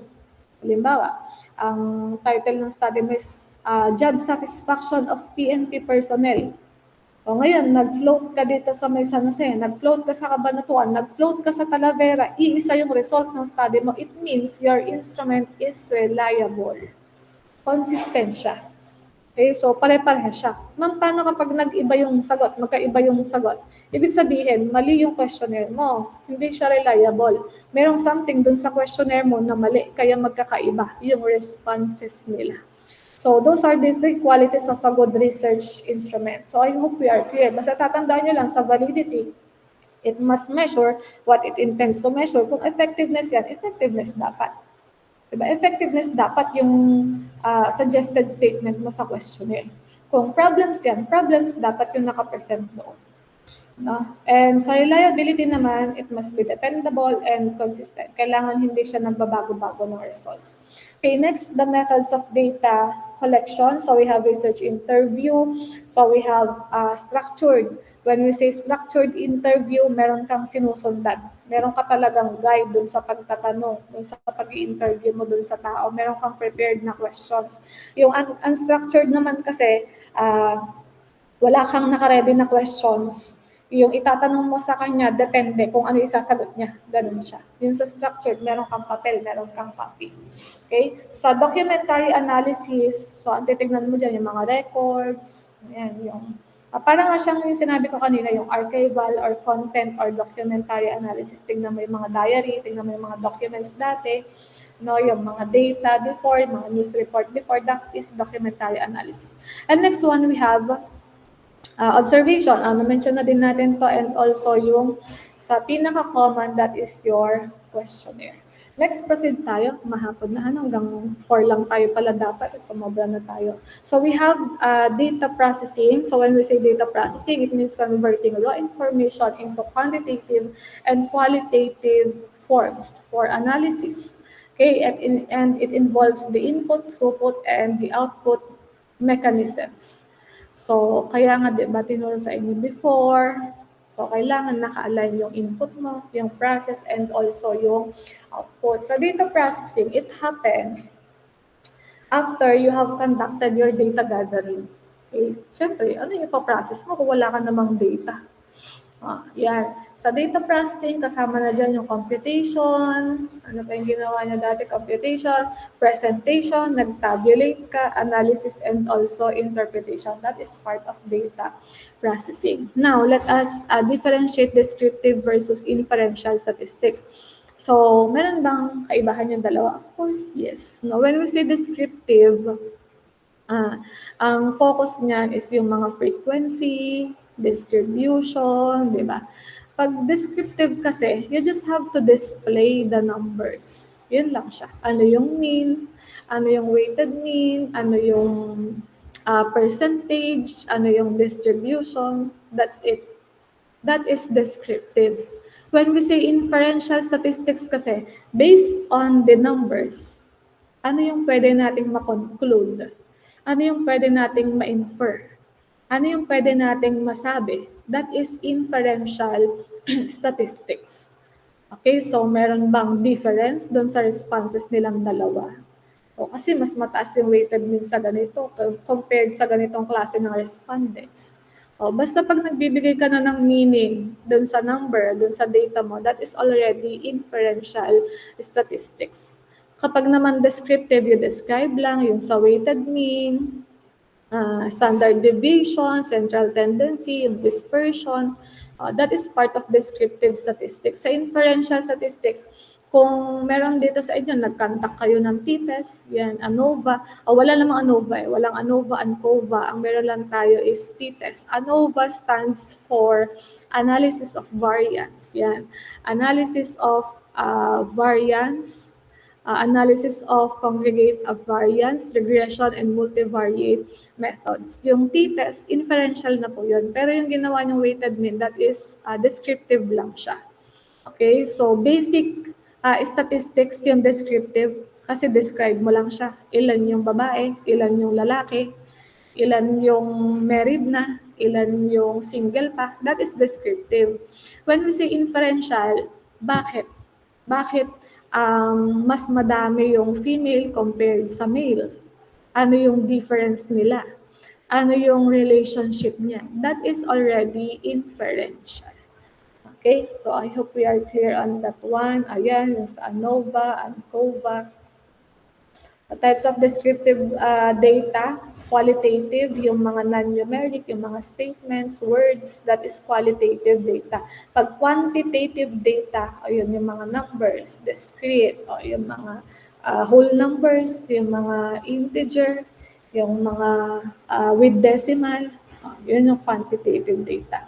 Next one for our third na TOS, we have the research problem. No, ano ba yung research problem? When we say research problem, it is an area of concern. Ito yung, in short sa atin, di ba? In our practice, ito yung title natin. Ito yung area na gusto mo solusyonan. Ito yung problema na nakikita mo, di ba? Sa society, sa barangay ninyo, sa municipality ninyo. So that is your research problem. It really is an area of concern. It is a specific condition that you want to solve. It is a problem in our community with no known solution. Kaya kailangan mo mag-conduct ng research para masolusyonan siya, para makapag-provide ka ng solution for this specific problem. That is a research problem. Next one, we have the SMART characteristics of a research problem. So, pag sinabi natin research problem, it must be number one. Yung lagi namin sinasabi sa inyo, it must be specific. No? So, SMART. SMART stands for specific, measurable, achievable, or attainable, realistic, or relevant, and time-bound. Sa specific, kailangan, doon sa title mo pa lang, sabihin mo na ano yung focus ng study mo.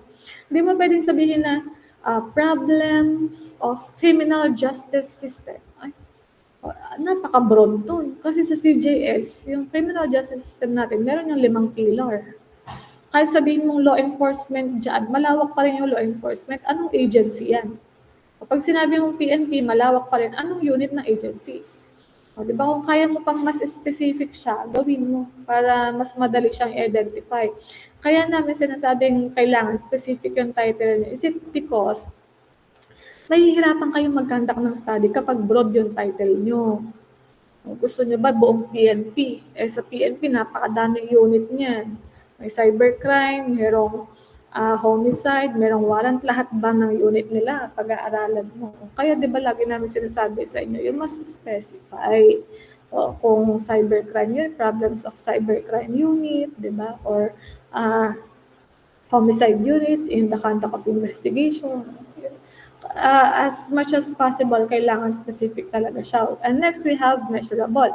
When we say measurable naman, kaya natin siyang i-measure gamit yung mga research tool or instrument na meron tayo. Okay? So, marami kasing nagpo-propose dyan yung, halimbawa, yung the role of parenting style. Paano mo ma-measure ang role ng parenting style? Diba? Paano mo ma-measure yung parenting style? Magkakaiba yan. Paano mo ma-measure yung role niya doon sa academic performance? So, that is too impossible to conduct. So when we say measurable, kaya natin siyang i-assess, kaya natin siyang i-identify. Halimbawa, effectiveness. Pwede ba natin i-measure effectiveness? The answer is yes. Pwede ba natin ma-identify yung level of compliance? The answer is yes. So it must be measurable. And next one is achievable. So kailangan, kaya mo siyang i-conduct. Okay? Meron kang access sa respondents mo. No? Kaya mo siyang tapusin within a certain period. That is achievable. Hindi ka magkakandak ng study kasi tinanong ka, ano yung setting mo? Buong Pilipinas po. Or do you think it is realistic and achievable? Diba yung mga sa PhD nga, very limited yung ano nila, kasi ikaw buong Pilipinas. So, pwede yun sa imagination siguro, pero hindi mo siya kayang i-achieve in reality. So, next, realistic, makatotohanan, and also time-bound. So, kailangan meron kang target na time frame kung kailan mo siya gagawin, kailan mo siya tatapusin. Okay, next, additional criteria, it must be interesting, it must capture the investigator's attention and curiosity. Kailangan something new, something na nakaka-catch ng attention ng mga reader, ng mga future researchers. So that is interesting, relevant, it must address people's needs. No? May mga nagpo-propose sa inyo dati, yung problem sa parking lot. Ano naman kinalaman ng barangay doon? Ano kinalaman ng mga tao sa labas ng school? Diba? So, kaya tayo nagkakandak ng research is to solve problems of the society. Yung parking ba sa loob ng Arroyo, problem ba siya ng maraming tao? Problem siya ng mga students, ng mga staff. Pero hindi siya problem ng mga pangkaraniwang tao sa labas ng eskwelahan. Okay, so your research must be relevant to other people's problem also. Nung nagsasolve tayo ng problem on a societal level, hindi yung sa problema lang natin. And also, it must be innovative, so kailangan may bago. Although, inaalaw naman yung mag-conduct ka ulit, di ba, mag-adapt ka. Pero as much as possible, you must innovate. Okay, and next one is cost-effective. So, you must be economical, wala dapat resources, yung money, materials, and machinery na nasasayang. So, kailangan nagagamit natin siya efficiently. Okay, next, if the paper presents the beneficiaries of the study from community, police organization to criminology students, what is the method that was used in presenting the significance of the study? So significance of the study, it answers the question, who will benefit from the study? Okay, so paano daw siya pine-present? Deductive ba yan or inductive? Kapag nauna yung community, papaliit. O malaki muna kasi malaki yung community eh. O malaki, papaliit, from broad to specific, from general to particular. O anong klase ng presentation yon? Yes, correct. That is deductive. O, deductive yon, malaki, papaliit. Kaya nga, yan yung ginagamit natin sa Arroyo. So, community, and then the barangay, yung future criminology, yung future researchers, criminology students, di ba? From malaking organization, malaking entity, papunta sa maliliit na individuals. Whereas, yung inductive naman baliktad. So, maliit naman siya, papalaki. So, unahin mo yung future researchers, criminology students, papunta sa community. So, that is the difference between the two. Next. Question. A researcher uses routine activity theory as a basis of his study. Which of the following is being presented? Okay, correct. So, the answer for this one is alpha, theoretical framework. So let's see the difference between theoretical and conceptual. When we say theoretical, ito yung mga legal basis or yung mga theories, abstract concept or principles, yung mga facts, yung laws that serves as the basis of your study. That is theoretical framework. When we say conceptual naman, it presents yung mga key concept ng study mo. So yung conceptual, it presents your variables. Okay? Conceptual framework / paradigm of the study.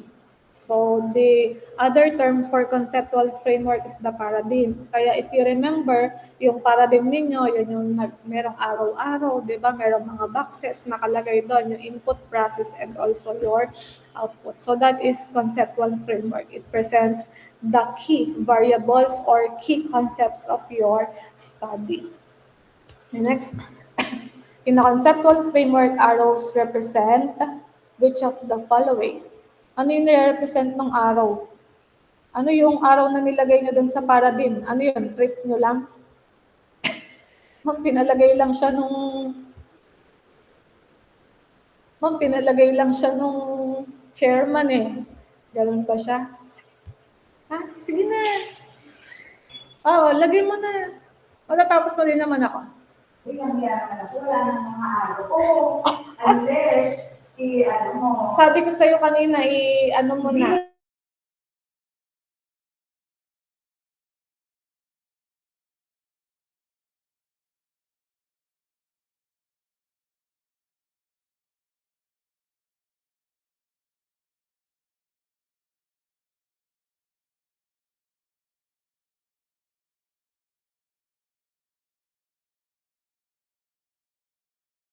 Bravo, bravo, Charlie.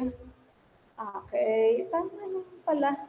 Okay, the correct answer for this one is relationship. Okay, sa variables natin, di ba, meron tayong pinapresent na input, process, and the output. No? So sa conceptual framework, we are presenting the relationship between those variables. Yun po yung nire-represent ng arrow dun sa research paradigm ninyo. Hindi siya dahil trip lang, dahil gusto lang ipalagay, o kaya yun na kasi nakagawi ang format. No, hindi po siya ganon. It presents the relationship. If you're going to look at the definition, basic definition of conceptual framework, nandun yung word na relationship. So conceptual framework basically presents the relationship between variables. It presents the relationship between your independent and your dependent variables. Kaya po siya merong arrows. Okay? Next, ayan, na natin. As a variable, again, yung mga measurable factors natin, susceptible to fluctuation. So we have the independent, the dependent, alam naman na natin na dalawa na yan. The cause and effect, relationship between the independent and the dependent. So yung independent, that is the one that causes, and the dependent, it is the variable that receives the effect. When we say control naman, it is the type of variable that must remain constant all throughout the study. When we say moderator, it affects the relationship between independent and the dependent, whereas intervening naman kasi, it can either strengthen or weaken the relationship between independent and the dependent variable. Okay, next question. There is no significant difference in the perception of the respondents when grouped according to their profile is an example of, okay, you are correct. The answer for this one is alpha, null hypothesis. So when we say null hypothesis, when we say hypothesis muna, it is an educated guess or a wise guess. Okay, it is a temporary question that is being adapted to guide your study. So, kailangan meron kang question para alam mo kung ano yung gusto mong sagutin. Alam mo kung ano yung gusto mong patunayan, ano yung mga bagay na you want to prove or disprove, that is your hypothesis, para hindi tayo chapsuy, para hindi tayo naliligaw. No, baka kasi ang dami mo ng question na nasagot, yung question na related sa study mo, hindi mo pa nasasagot. So, importante na meron talaga tayong hypothesis. And in our practice, hindi lahat merong hypothesis, di ba? Pero sa mga ibang studies, sa mga for publication, yung nasa postgrad, masteral, and sa PhD, lahat ng study nila na yan, meron talaga sila dapat hypothesis. So, depende naman sa practice ng institution. So, marami tayong klase ng hypothesis, but here we have four: the null, alternative, the directional, and non-directional. When we say null hypothesis, it denies. It is the denial of an existence. It is the denial of a relationship or a difference. So usually, null hypothesis is denoted as HO, and malalaman mong null siya because of the word no. Kasi nga negative statement, and it denies the existence of a phenomena. Kaya null hypothesis na. So sa null hypothesis, sinasabi mo dyan, wala silang difference, walang pinagkaiba, wala silang relationship, wala silang connection. That is null hypothesis.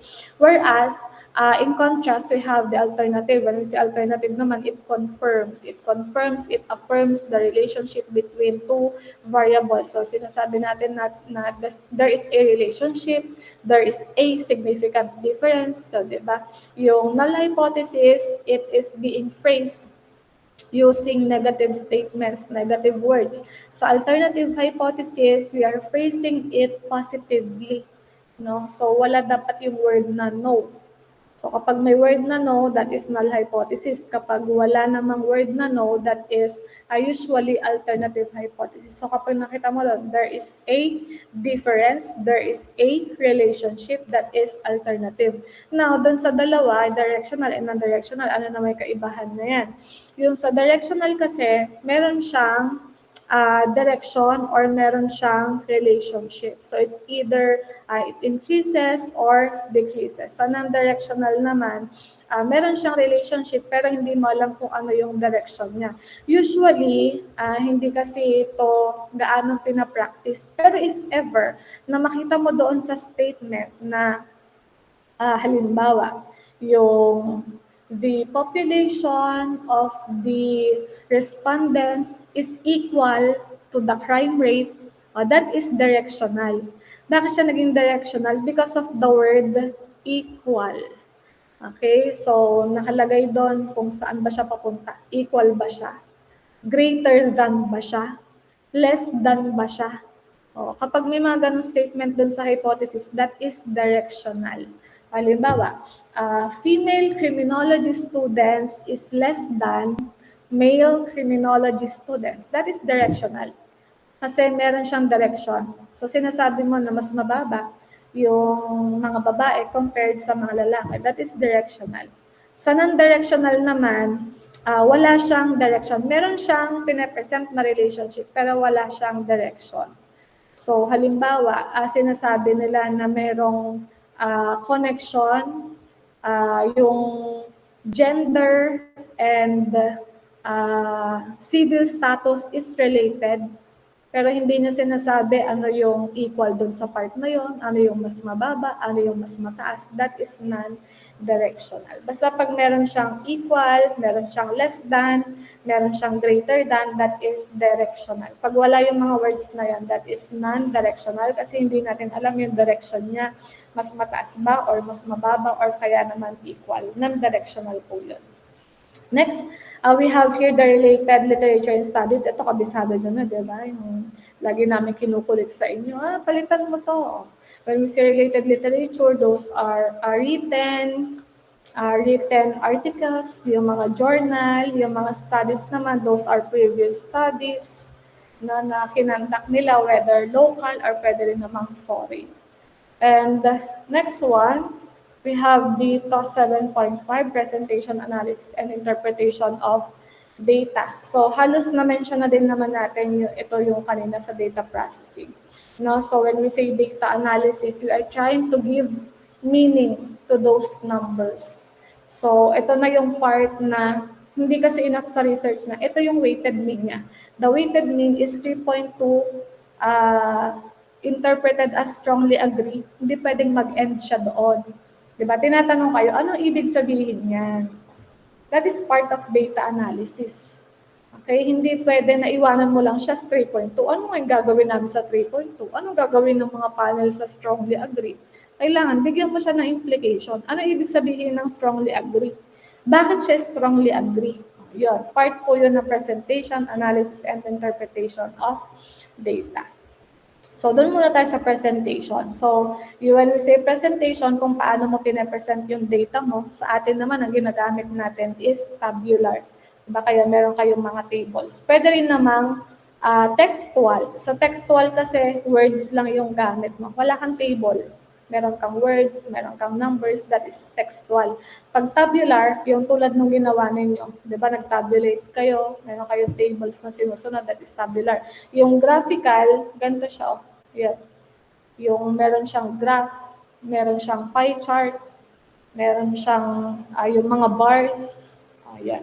Yun po yung tinatawag na graphical. Now, what is data analysis? So, when you say data analysis, yan yung pag-examine natin ng data based on the presentation. So, yung quality niya, tawag doon, ilan ba yung nag-agree, ilan yung nag-disagree, ano yung overall weighted mean niya, ano yung nag-rank 1, ano yung pinakahuli sa ranking, that is data analysis. Okay, so parang yung numbers, dinederive mo siya into words. Ano yung results ng study mo? That is data analysis.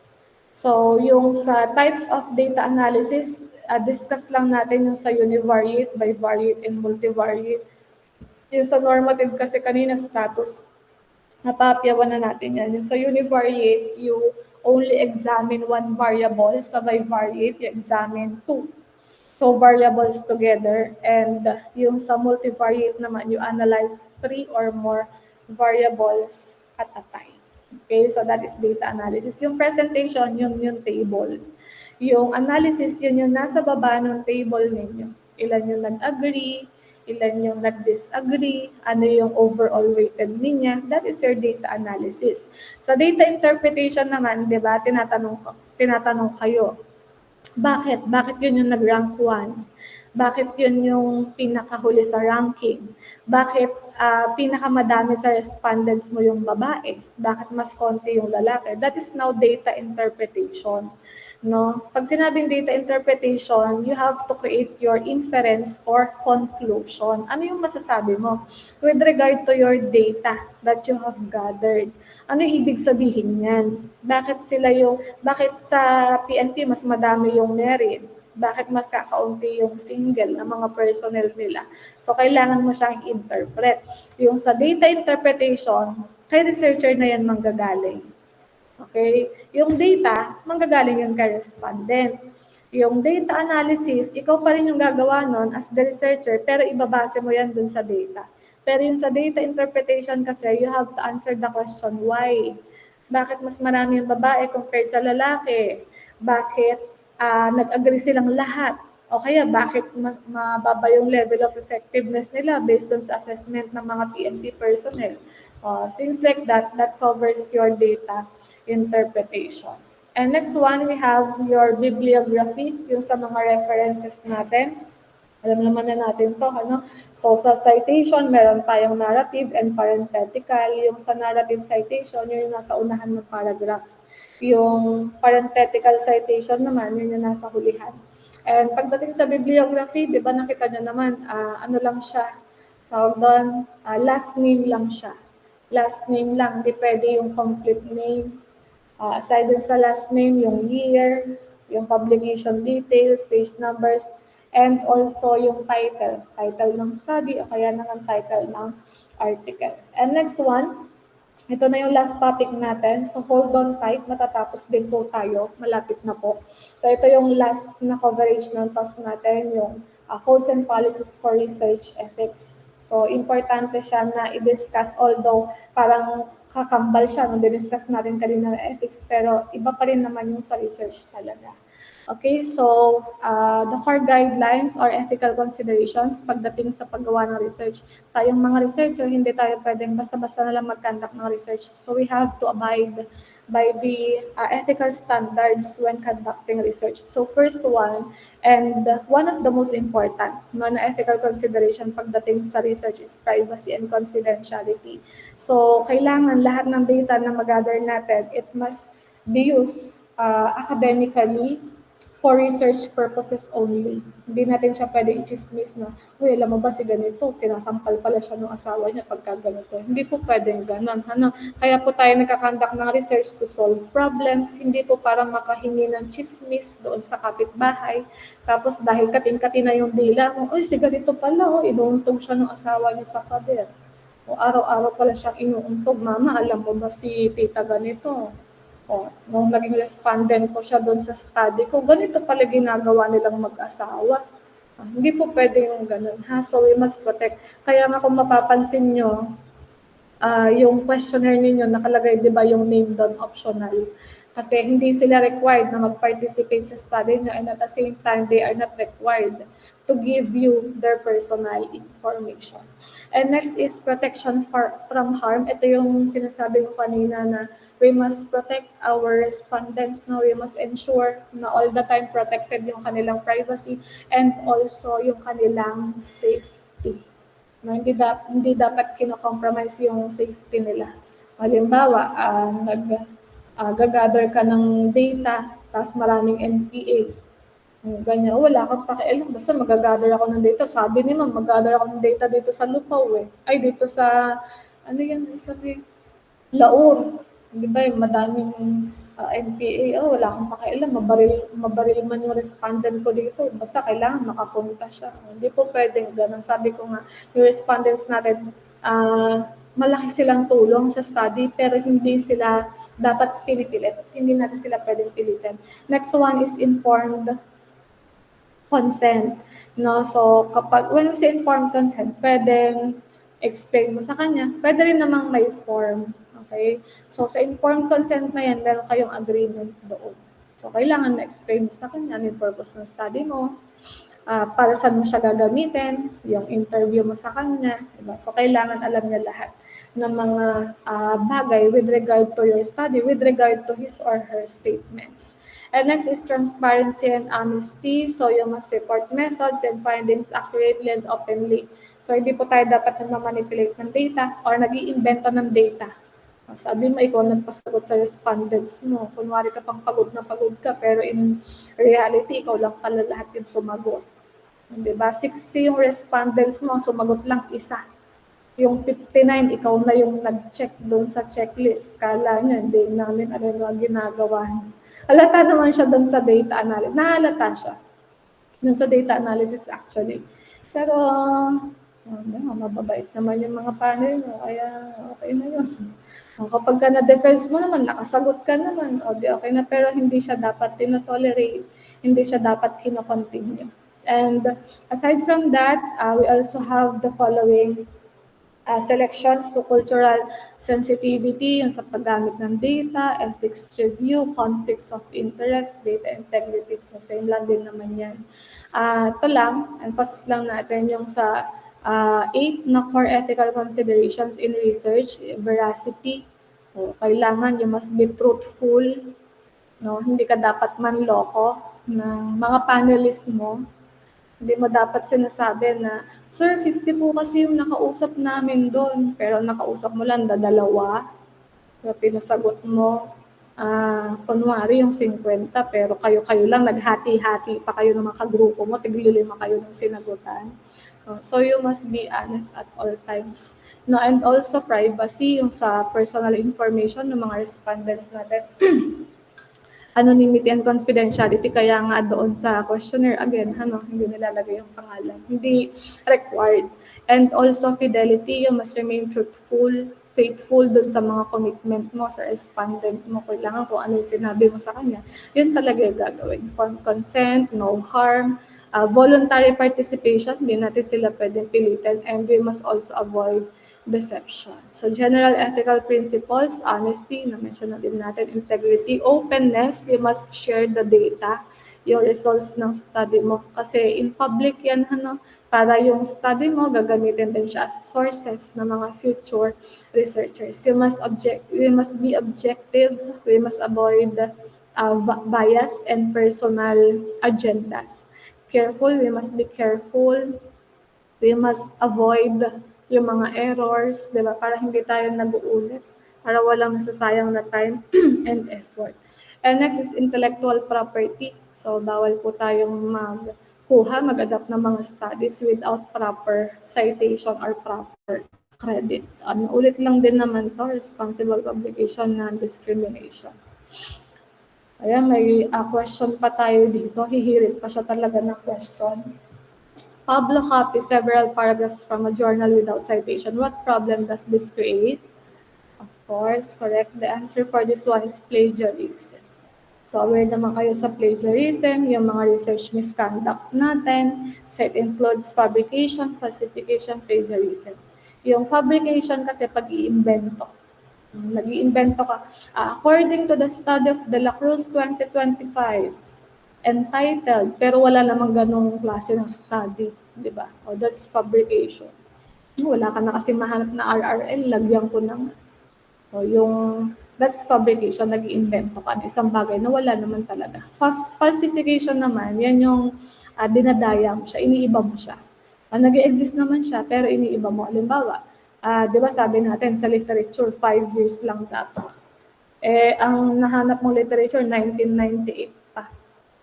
So, ang ginawa mo, doon sa 1998, binago mo siya. From 1998, 2026 ka sa akin ngayon. O, diba, para pumasok ka doon sa 5 years, that is falsification. Kaya, iniba mo yung conclusion niya, para lang maka-align siya doon sa conclusion mo. Diba, para lang may supporting literature ka, para matapos na to, nakukulitan na ako pag nagpapacheck ako, kayo na, paulit-ulit na lang. 2026 ka sa akin ngayon. That's falsification.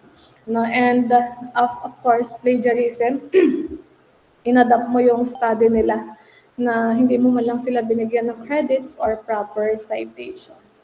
And next one, the APA principles, intellectual, na-discuss na din yan. Paulit-ulit na lang din pala. Yung sa informed consent, no harm, and anonymity. So that is the end of our session for today. And good luck, and also advance congratulations